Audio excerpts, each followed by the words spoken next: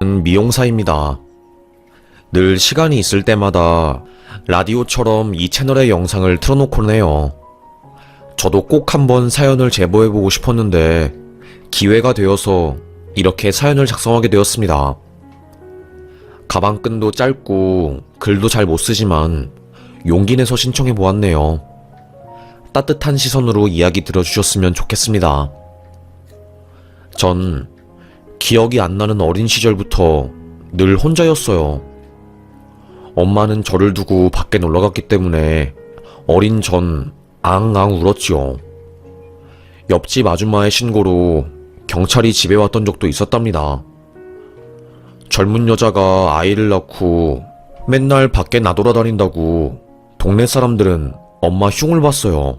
아빠는 알코올 중독자에 항상 다른 여자를 만나느라 집에 들어오지도 않았답니다. 심지어 저를 보고 네 엄마를 닮아서 못생긴 게 재수없다며 손가락질을 했던 적도 있었어요. 부모님한테도 사랑을 못 받은 저는 항상 의기소침하고 자신감이 없었지요. 거울을 볼 때면 아빠의 말이 떠올라서 고개를 떨구며 눈물을 뚝뚝 흘렸고요. 그렇게 저희 어린 시절과 10대 시절은 고독감과 외로움, 그리고 애정 결핍으로 범벅이 되었답니다. 학교를 제대로 다니지도 못했어요.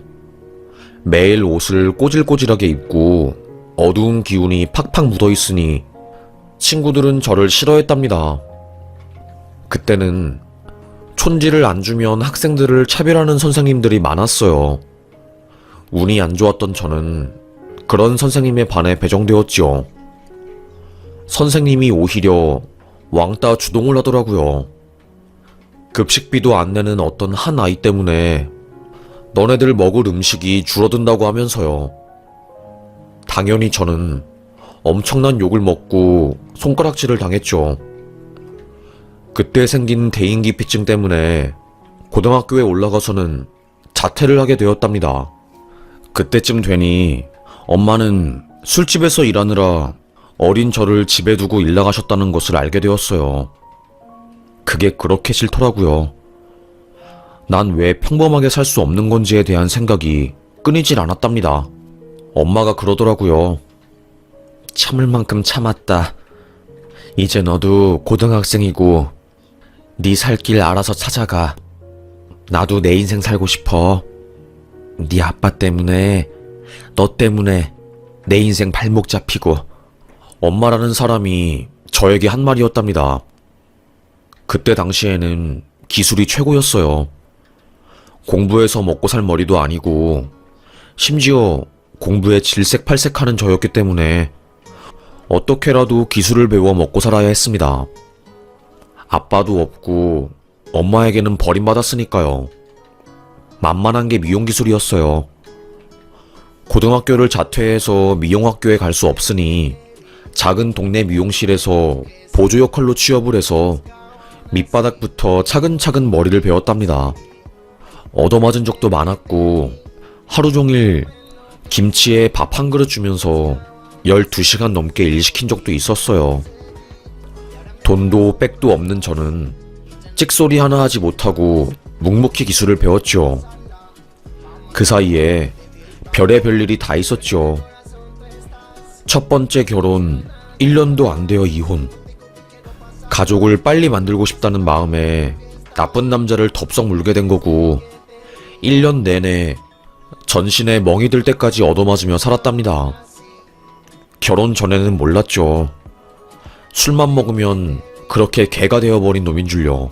목숨 걸고 살고 싶다는 마음에 이혼하고 견딜 수 없는 외로움과 고독감에 다시 사랑에 빠진 저는 또다시 결혼하게 되었답니다. 하지만 시댁 쪽에서 아이를 낳길 원했고 자궁에 문제가 있어 임신이 어렵다는 산부인과 의사의 말에 전 두 번째 이혼을 하게 되었답니다. 두 번째는 일방적인 통보였죠. 시모가 미용실에 찾아와서 울 아들 인생 망치지 말고 이혼하라고 이혼 서류가 담긴 봉투로 뺨을 턱턱 때리대요. 부모 없는 애라서 만만하게 보였나 봅니다. 2번의 이혼, 그리고 긴 시간의 미용일. 전 지칠 대로 지쳤어요. 도망가고 싶었습니다. 일만 하며 죽어라 돈을 모았어요. 그리고 그렇게 8년 정도 일하니 배울 건 다 배웠다는 생각이 들더라고요. 다른 동네로 넘어가서 조금 더 기술을 익히고 태어나고 자란 곳이 아닌 외딴 타지에서 작은 미용실을 개업하게 되었습니다. 상처와 아픔으로 물든 옛 동네를 벗어나 새로 시작하고 싶었습니다. 쉽지 않았지요. 작은 동네였으니 왠지 내가 그들 사이에 눈치 없이 낀 것 같은 기분이 들었어요. 그리고 아주머니들은 참 저의 과거에 대해서 궁금해 하시더라고요. 결혼은 했는지, 집안은 뭐 하는 곳인지 등등이요. 결혼은 했었어요. 2번이요. 지금은 이혼했고 혼자 살고 있네요. 그리고 부모님은 안 계셔요. 엄마는 살아있으신데 연 끊어서 연락 안 한 지 지금 10년이 넘었네요. 솔직하게 마음을 털어놓으니 제 앞에서는 열심히 살았다고 힘들었겠다고 토닥여 주었습니다. 그런데 뒤에서는 소문이란 소문은 다 내셨더라고요. 한순간에 저는 해픈 여자가 되었고 남자를 밝혀 2번이나 이혼한 이상한 여자가 되었죠. 미용실에 간간히 오던 손님들 발길도 뚝 끊기고 저는 돈을 못 버니 맨날 미용실에서 라면 먹으며 손님이 오기를 오매불만 기다렸답니다. 그때 한가한 낮 시간 문이 열리며 위에 달린 종소리가 짤랑짤랑 울리더라고요. 쪽방에서 눈을 붙이고 있던 저는 종소리에 발딱 일어나 손님을 맞이했습니다. 아주 야윈 몸, 툭 치면 날아갈 것 같은 가시고기 같은 체형에 앞머리는 어찌나 길던지 눈을 수더분하게 가렸더라고요. 고개는 푹 숙여서 얼굴은 제대로 보이지도 않았답니다. 어떻게 잘라줄까요? 그냥 짧게 잘라주세요. 눈은 안 보이게. 자리에 앉은 그 학생 머리를 보니 얼마나 오랫동안 머리를 안 감은 건지 비듬에 기름에 궁금하더라고요. 싹둑싹둑 머리를 잘라주며 학생 이렇게 잘생겼는데 왜 머리를 길렀냐고 너무너무 멋있다고 하며 칭찬을 해줬어요. 그때 갑자기 학생이 눈물을 흘리는 겁니다. 고개를 푹 숙인 채 어깨를 들썩였어요. 서러운 아이처럼 우는데 어찌할 바를 몰랐습니다. 무슨 일로 이렇게 마음앓이를 하는지는 모르겠지만 아줌마도 힘들게 살았기 때문에 그 마음 조금 이해할 수 있다고, 여기 미용실 손님도 안 오고 아줌마 혼자 있으니까 힘들 때마다 언제든지 놀러오라며 말해주었어요. 그날 미용값은 안 받았지요. 손에 잔뜩 샴푸랑 에센스랑 이것저것 챙겨주며 나중에 커서 갚으라고 했답니다. 그때 처음 알았죠. 나도 누군가를 도와줄 수 있는 사람이구나. 이상하게 기분이 조금 좋았답니다. 그리고 며칠 뒤 저녁 늦은 밤 황급하게 미용실을 들어오는 한 남자가 소파 뒤로 숨더라고요. 자세히 보니 그 학생이었습니다. 몇 분 뒤 뒤따라온 남자가 두리번거리며 애를 찾더라고요. 저는 쓱 의자로 그 학생을 숨겨줬습니다. 문을 잠근 뒤 학생의 말을 들어보니 가정폭력에 시달려 아빠를 피해 도망친 거라고 하더라고요. 학교에서는 왕따 당하고 그래서 그렇게 머리도 기르고 어둠의 자식처럼 살았던 겁니다. 학생은 그 이후로 미용실에 찾아와 몸을 숨기고 저는 학생을 보듬어줬어요. 밥도 같이 먹고 결국에는 그의 아빠한테 연락해 아이 괴롭히지 마시라고, 애가 집 들어가는 것을 무서워해 미용실에 있는데 내가 알아서 밥 먹일 테니까 때리지 말라고 하며 타협까지 했답니다. 그게 첫 번째 아이였어요. 잊지 못할 민혁이와 저의 만남이었지요. 그게 시작이 되어서 동네에 있는 가출 소년 소녀들과 왕따 당하는 아이들, 돈 없어서 밥 못 먹고 굶는 아이들이 저의 미용실에 찾아왔어요. 배고픈 아이들에게는 라면을 끓여주고 가정에서 폭력을 겪는 아이들에게는 아지트가 되어주었지요. 다들 사연이 있는 애들이었어요. 제가 뭐라고, 아무것도 아닌 내가 라면 끓여주고 미용실을 내준 것뿐인데 애들이 고맙다고 인사를 전하고 살 것 같다고 마음을 표현하니 우울했던 제 삶도 조금씩 좋아졌습니다. 저를 미워하던 동네 아주머니들도 저에게 마음을 열었어요. 미용실도 안 되는데 왜 그렇게 애들을 받아줘? 걔네들 질 안 좋아. 그러게요. 저 같은 어른이 한 명쯤 있어야 그 애들도 살아갈 수 있는 희망이 있을 것 같아서 괜한 오지랖해 하는 일인데 오히려 제가 행복하네요. 에휴. 제 앞에선 절 한심하다는 눈빛과 세상 물정 잘 모르는 아이 취급하던 아주머니들도 결국 저의 고집과 행동을 이해해 주셨어요. 이따금씩 미용실에 라면이나 음식들을 사주고 가셨으니까요. 어떤 분은 돈 든 봉투도 턱하고 주고 가셨답니다. 어릴 때 받았던 상처들, 2번의 이혼으로 멍든 마음으로 매일 우울증 약을 달고 살았던 저는 그 녀석들 덕분에 웃으며 미용일을 하게 되었어요. 저의 행동이 소문이 나서 학교 교장 선생님이 찾아와 성금을 건네기도 했고 동네 경찰서에서 표창장 비슷하게 상을 하나 만들어줘서 건네주기도 했지요. 삶에 의미가 생긴 거였습니다. 외롭고 학교에서 소외된 아이들이 뭉쳐서 서로 친구가 되니까 웃음도 많아졌어요. 아이들은 다시 학교에 들어가서 공부를 한 애들도 있었고 저에게 미용 기술을 배워 취업한 애들도 있었답니다. 저는 미용 일을 엄청 힘들게 배웠는데 애들한테는 그렇게 알려주기 싫더라고요. 제가 해줄 수 있는 한 다 퍼주고 싶은 엄마의 마음도 들었어요. 고등학교를 무사히 졸업하고 서울로 대학을 간 애들 중에 몇 명은 꽃을 들고 미용실에 찾아오기도 했답니다. 저를 엄마로 부르기도 했어요. 제가 엄마보다 더 좋대나 뭐래나.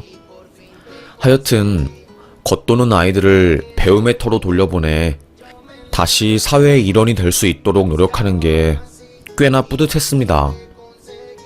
미용실에서 북적북적 몸을 기대며 동고동락하듯이 살아가던 애들은 다 커서 미용실을 떠났고 썰렁하게 남은 동네를 지키며 미용 일을 하고 있었습니다. 그 동네가 하나 둘씩 개발이 되면서 기존에 있던 건물이 허물어지고 새로 올리고 난리도 아니었어요. 아파트도 큰 게 들어오면서 동네 학군도 달라지니 애들이 더 이상 제가 운영하는 낡은 미용실에 오지 않더라고요. 그러던 도중에 건물 주인이 이번에 가게 재계약은 못할 것 같아요. 원룸촌으로 바꾸려고요. 건물을요. 죄송해요.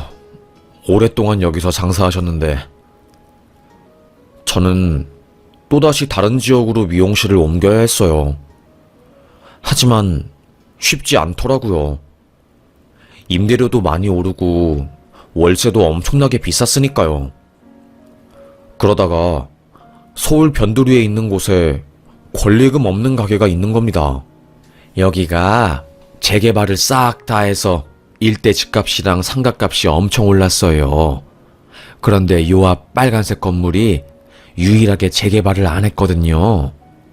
건물주 할아버지가 건물에 대한 애착이 있으셔서.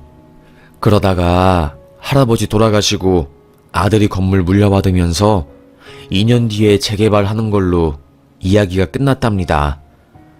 그래서 새로운 상가들이 못 들어오고 기존에 있는 가게만 운영하면서 1층 자리가 권리금이 없는 거예요.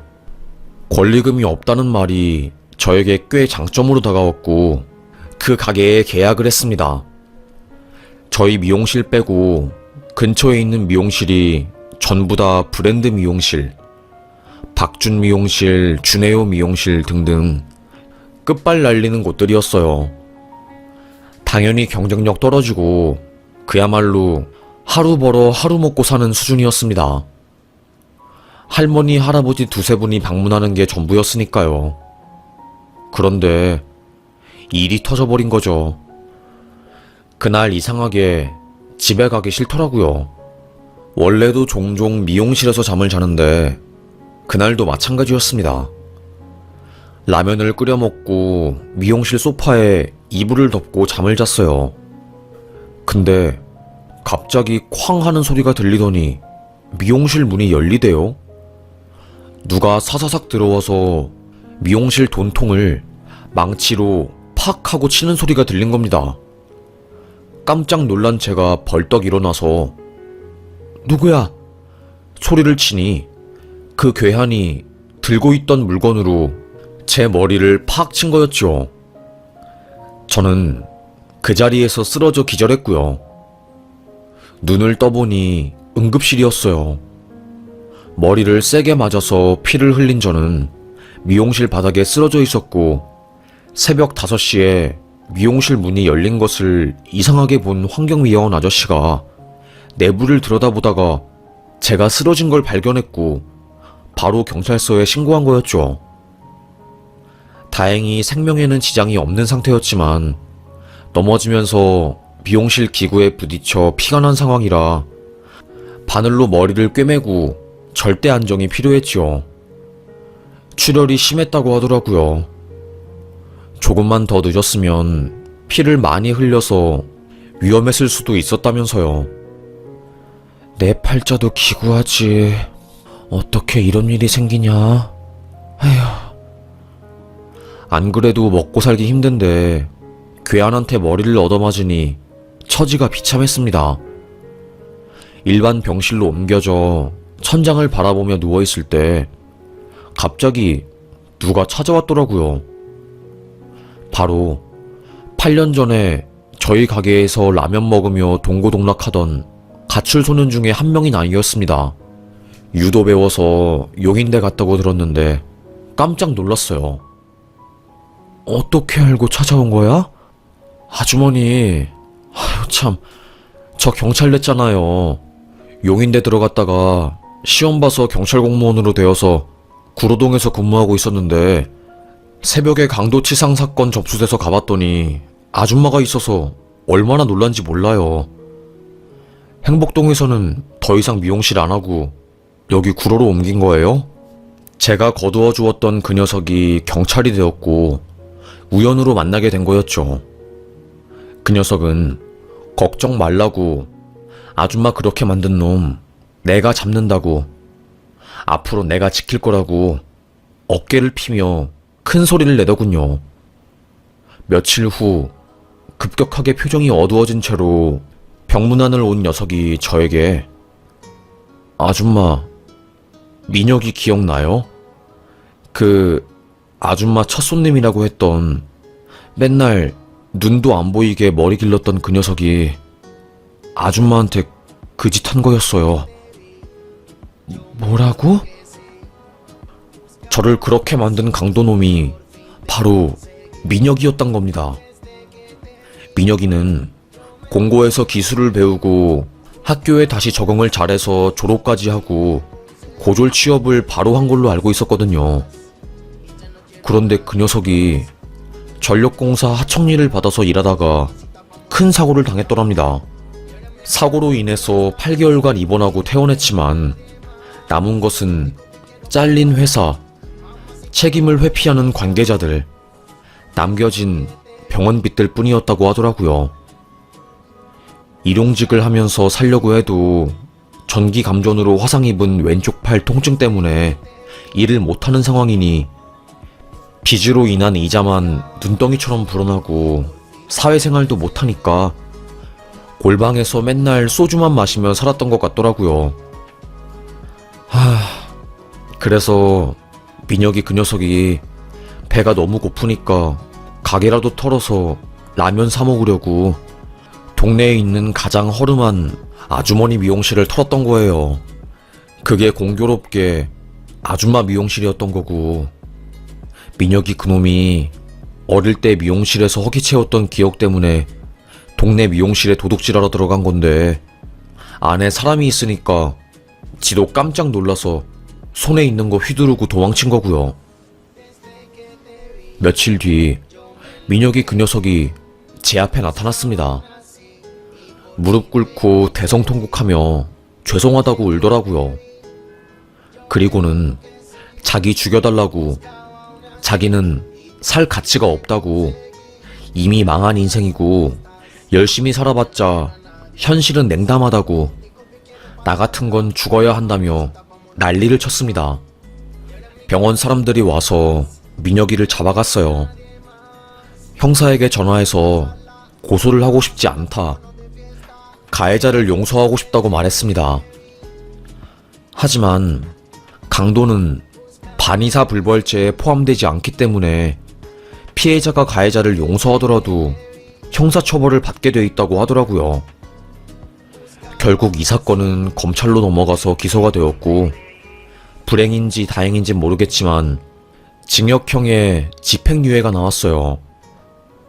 아무래도 제가 다쳤으니 징역형은 피할 수가 없더라고요. 저는 괜찮았는데 민혁이가 걱정이었습니다. 먹고 사는 것도 힘든데 징역형을 받았으니까요.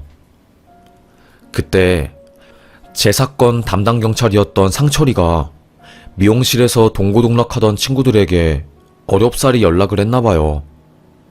너네들 민혁이 기억나냐고, 엄청 힘들게 살고 있다고 하면서요. 라면 사 먹을 돈 없어 강도짓 하다가 이번에 걸렸는데 예정이 있으니 도와주자고 하면서 열댓 명 되는 아이들이 다 모인 겁니다. 제가 운영하는 미용실에서요. 깜짝 놀랐어요. 처음 퇴원하고 미용실에 갔는데 애들이 다 모여있더라고요. 우렁찬 목소리로 아주머니 하면서 달려오는데, 세상에 아주 든든한 아들 10명이 생긴 것 같은 기분이었습니다. 알코올 중독자 아버지 밑에서 자란 수찬이는 고등학교 자퇴하고 맨날 게임만 하더니 정신 차리고 공부해서 대학에 들어가 법원 공무원이 되었고, 다른 아이들도 멋진 성인으로 자랐더라고요. 변호사가 된 아이도 있었고, 글쎄 영특해 보였지만 왕따로 기죽어서 매일 손목을 그은 변수는 서울대에 갔더랍니다. 그 아이들이 모두 모여서 아줌마랑 민혁이를 돕겠다고 입을 모으니 어찌나 고맙던지요. 민혁이 그 녀석 고등학교 이후로 못 봤는데 잘 살고 있는 줄 알았는데 이렇게 힘들게 살고 있는 걸 알았다면 바로 저희 모였을 거예요. 맞아요. 저희 미용실에서 다 같은 처지에 라면 먹으면서 버텼잖아요. 민혁이 녀석이 우리 잘 챙겨주기도 했고요. 이제는 우리가 도와줘야죠. 아이들은 십시일반 돈을 모아서 고시원에서 진통제를 먹으며 팔통증을 견뎌내는 녀석에게 건넸습니다. 약 사 먹을 돈도 없어서 어금니가 금갈 정도로 이를 깍 깨물고 견뎠더라고요. 장애자 등록을 하고 싶은데도 불구하고 미묘하게 기준이 안 맞아서 장애자 등록도 못하고 팔 한쪽을 거의 못 쓰다시피 살고, 화상으로 인해서 신경계 교란이 와 간헐적으로 엄청난 고통이 밀려와 경제적 활동을 제대로 할 수도 없었습니다. 변호사가 된 아이는 자기가 사회복지 쪽으로 알아볼 수 있는 게 있으면 알아보겠다고 나서더라고요. 다행히 변호사인 석철이가 나서서 민혁이 직업상 재해 신청 형 민사소송을 대리 진행해 주었고요. 유명 로펌에서 일하는 변호사가 사건을 맡으니 그쪽 회사에서도 부랴부랴 보상금을 마련하고 협의 요청이 왔답니다. 하지만 절대로 협의 안 할 거고 민사까지 끝까지 가서 억울함을 덜어줄 거라고 배짱을 내미니 거기서도 꼬리를 내리더라고요. 책임자 사퇴하고 새로 안전관리 요원 뽑았다고 하면서요. 돈 없고 백 없어 당하기만 했던 민혁이도 억울한 마음을 달랠 수 있었습니다.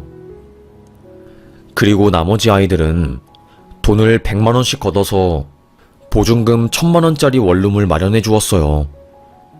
냉장고 작은 거 사서 반찬을 꽉 채워놔 주었고요. 교대로 일주일마다 함께 같이 병원에 가서 진통주사 맞을 순번도 정했고요. 화상 입은 곳에 진통주사를 맞으면 그렇게 아프대요. 혼자 가서 버티기에는 너무나도 힘든 과정이라 늘 혼자 오는 민혁이에게 의사도 놀라움을 표했다는데 이제는 혼자 가지 않아도 되니 참 다행이었답니다. 말수도 없고 사람들 앞에서 감정 표현을 잘 안 하던 민혁이도 미용실에서 동고동락하던 애 친구들이 10년 만에 모여 도와준 사실을 알게 되어 펑펑 울더라고요. 저에게 처음 와서 머리를 잘랐을 때 그때 울었던 것처럼 어린아이같이 서럽게 울었습니다. 용인대 유도학과 나온 아이가 그 큰 덩치로 우는 녀석을 꼭 안아주고 그러다가 본인도 펑펑 눈물을 흘리더라고요. 야, 우리 다 사는 거 힘들잖아. 여기서 맘 편하게 떵떵거리면서 사는 놈이 어딨냐? 너 자존심 상한다고 생각하지 말고 편하게 우리한테 도움 요청해. 이러면서 사는 거지. 왜 그동안 이렇게 힘들게 사는데 말도 안 하고 그랬어. 친구들의 도움으로 일자리를 찾았습니다. 저에게도 고맙다고 고개를 숙여 인사를 하더라고요. 아주머니 덕분에 조금 숨통이 트인다고 하면서요. 전 나중에 힘든 일이 있으면 혼자서 해결하려고 하지 말고 이제는 주변 사람들에게 도움 요청하라며 조언을 해주었습니다. 그 이후로 각자 다들 자기 삶에 돌아갔고 저도 역시 치료가 끝난 이후에 미용실 일을 다시 시작했어요. 2년 동안 미용실을 운영하다가 그만두었습니다. 가게를 운영하는 것도 힘들고 적자가 심했죠. 식당에 취업해서 반찬 만들고 설거지하면서 살았어요. 적적하더라고요. 힘들어도 미용실 운영하며 힘들게 사는 아이들 품어주고 사랑 주고 받았던 때가 좋았지요. 이따금씩 생각이 나더라고요. 그러다가 주변에서 혼자 살면 마음도 헛헛하니 달랠 겸 주말에 미용 봉사라도 해보는 게 어때? 미용 일한 지 오래되었다고 들었는데. 고민 끝에 용기 내서 노인회관과 다양한 복지시설에 미용 도우미로 정기적으로 봉사를 하게 되었어요. 사실 저는 사랑하는 것에 대해 큰 두려움이 있거든요. 이혼도 2번 했고 아버지에게 많은 구박을 받았기 때문에 남자가 무섭기도 했어요. 그럼에도 불구하고 항상 외로워서 힘들었는데 봉사를 하다가 정말 너무 괜찮은 분을 만나게 된 거예요. 조심스럽게 연애를 시작하게 되었고 반백의 나이에 새롭게 사랑을 시작하게 되었답니다. 그때 그분이 그러더라고요. 늙어서 혼자 지내는 것보다 둘이 낫지 않겠냐고. 내가 정말로 잘하겠다고요. 시간이 지나 남자 보는 눈이 조금 생긴 저는 용기를 내서 그 청혼을 받았고 결혼을 기약했습니다. 모은 돈도 없고 집도 없고 차도 없지만 여자로서 꼭 하나 해보고 싶은 게 바로 결혼식이었어요. 이미 2번의 이혼을 하긴 했지만 한 번도 웨딩드레스를 입어본 적이 없었거든요. 미용실에 손님으로 오신 분들이 웨딩 사진 찍은 거 보여줄 때면 축하해줄 때도 있었지만 한편으로는 부러웠습니다. 저는 죽기 전에 소원이라도 이루어보자라는 마음으로 결혼식을 준비했어요. 나이 50이었지만요. 제일 걱정 중에 하나가 그동안 일만 하면서 살아오느라 친하게 지낸 친구도 없고 자영업을 하면서 살아온 인생이라 동료도 없었거든요. 하객석을 누가 채워줄까 고민이 이만저만이 아니었습니다. 그렇다고 하객 아르바이트를 쓰자니 돈도 장난이 아니고 결국 저는 텅 빈 하객석을 감안한 채로 가장 작은 예식장호를 예약했어요. 뭐 어차피 예산도 부족했고요. 그 아이들에게 아줌마 결혼한다고 시간 되면 놀러 오라고 말은 해두었습니다. 하지만 애들이 다들 바쁜 건지 못 온다고 하더라고요. 섭섭하긴 했지만 뭐 그럴 수 있지 라고 넘겼지요. 나이 50에 청승맞게 너무 오버하는 거 아닌가 싶었지만 드레스 입고 이쁘게 차려입으니 기분이 너무 좋더군요. 그런데 아무도 안 올 줄 알았던 결혼식이 북적북적거리는 겁니다. 그리고 제 이름으로 화환이 글쎄 40개가 넘게 왔어요. 너무 많은 화환 때문에 옆에 있는 결혼식장까지 제 화환으로 꽉 찼지요. 식장 관계자가 신부님이 어떤 일 하냐고 물어볼 정도였답니다. 이상하다. 나 친구 없는데 누가 보내준 거지? 웨딩드레스를 입고 식장 안으로 걸어갈 때 양복을 멋있게 차려입은 아이들이 보이는 겁니다. 좋기 20명은 넘어 보였어요. 알고 보니 미용실에 한 번이라도 들러서 라면을 먹거나 저의 도움을 받았던 녀석들이 서로 연락을 해서 저의 결혼식에, 황혼 결혼식에 총동원을 했던 거였어요. 물론 민혁이도 있었고요. 직장 다니면서 여자친구 사귀었던 건지 옆에 이쁜 아가씨를 데리고 왔더라고요. 그리고 아이들이 친구들을 데리고 와서 식장이 꽉 찼더라고요.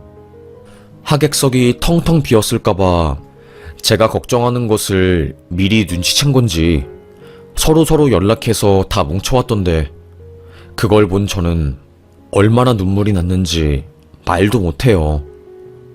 그리고 지네들끼리 깜짝 이벤트를 준비했더라고요. 뭐 축가도 없는 단촐한 결혼식으로 하려고 했는데 갑자기 하객석에서 아이들이 뛰쳐나오는 겁니다. 무대 가운데로 오더니 노래를 부르더라고요. 세상에서 버림받은 우리를 마음으로 품어주셔서 감사합니다. 마음으로 낳은 자식들, 우리들이 이렇게 커서 아주머니의 결혼식에 와서 노래를 부를 수 있게 되었어요. 미용실 아주머니의 따뜻한 사랑이 없었다면 우리도 지금 이 자리에 없었을 겁니다. 민혁이의 첫 마디가 끝난 순간 양복 자켓을 벗으며 합창을 하는데 너무너무 감동이었습니다. 알고 보니 그 아이들이 저 몰래 저희 남편에게 연락을 해서 전부 다 준비를 한 모양이었더라고요. 세상에, 이렇게나 큰 사랑을 받을 줄 꿈에도 몰랐습니다. 언제 이런 걸 다 준비했어? 내가 이런 걸 받을 자격이 있는지 모르겠는데. 아주머니 덕분에 저희가 미용실에서 안전하게 청소년기 시절을 보낼 수 있었어요. 담임 선생님도 우리를 무시하고 어떤 어른들도 우리의 말을 들어주지 않았는데 아주머니가 유일하게 우리 곁에 있었잖아요. 얘들아, 호텔 결혼식, 재벌가들의 결혼식, 멋진 사자들의 만남 등등 그 어떤 것도 부럽지 않았습니다. 저는 그 순간만큼은 세상에서 가장 행복한 여자였어요. 그동안 힘들게 살아온 나날들이 주마등처럼 스쳐 지나가면서 힘들어도 버티길 잘했다 생각이 들더군요. 미용사로 살아오며 무시받고 동네에서조차 해픈 여자라며 손가락질 당할 때 아이들 때문에 버틸 수 있었거든요. 사람들은 너무 분수도 없이 퍼준다며 욕했지만 저는 받은 게 훨씬 많았답니다. 덕분에 썰렁한 결혼식이 사람들로 꽉 차서 행복하게 보낼 수 있었고요. 죽기 전에 웨딩드레스 꼭 한번 입고 싶었는데 이렇게 근사하게 입게 될 줄이야. 남편은 이게 다 제 복이라고 하는데 얼떨떨하네요. 그리고 얼마 전에 좋은 일이 생겼답니다. 주택 청약 당첨되어서 18평 작은 아파트를 저희 부부 명의로 계약했어요. 50평생 집 없는 사람 서러움 잔뜩 느끼면서 살아왔는데 이제 조금씩 제 인생이 풀리기 시작하네요. 말년에 이렇게 인생이 풀릴 줄은 몰랐습니다. 지금도 주말에는 봉사하고 평일에는 일하면서 살고 있어요. 사람들이 무서워서 도망쳤던 어린 날들, 그 두려움을 극복하고 세상에 다가가 손을 뻗으니 세상이 제 손을 잡아주었답니다. 생각한 대로 말하는 대로 되는 인생은 아니지만 노력하고 행동하다 보니 꿈에 그리던 평범한 인생을 살게 되었네요. 누구는 잘 나가지도 않는 인생인데 뭐가 그렇게 행복하냐고 묻겠지만 어릴 때부터 온갖 학대에 따돌림에 늘 혼자였던 제가 50이 넘어서 뒤늦게 진정한 결혼을 하고 가정을 꾸리고 참 행복하네요. 강도에게 피습당해 응급실에서 피를 흘리며 죽을 뻔했던 정말 아찔했던 그 기억. 그 순간이 시작이 되어 오히려 안 좋은 일을 계기로 좋은 일들이 줄줄이 생겼네요. 이런 게 인생인가 봅니다. 알다가도 모르는 게 우리의 인생이네요. 비록 저는 얼굴이 이쁘지도 않고 가정이 좋은 것도 아니고 돈이 많은 것도 아니지만 저라는 존재는 우리 미용실 아이들에게 가장 소중한 존재랍니다. 나라는 존재가 누군가에게는 가장 사랑스럽고 귀중한 존재라는 사실이 얼마나 저에게 소중하게 와닿는지 모르겠어요. 그래서 저는 오늘도 힘들고 고된 인생이지만 열심히 일하고 봉사하고 마음을 나누며 살려고 합니다. 그게 저의 원동력이네요. 여러분, 우리 모두 사는 게 힘들지만 저를 보세요. 나이 50세, 평범한 행복이라는 것을 거의 처음 느끼며 다시 삶의 의지를 찾게 되었거든요. 여러분도 행복해질 수 있을 거예요. 제가 응원할게요. 그리고 우리 함께 해요. 불공평한 세상이지만 투덜거리기에는 우리의 인생이 너무 기니까요. 그럼 저의 긴 이야기 끝까지 들어주셔서 감사합니다. 저는 사연 여기서 마치겠습니다. 오늘 비가 많이 오는데 조심하시고 오늘도 행복하자고요.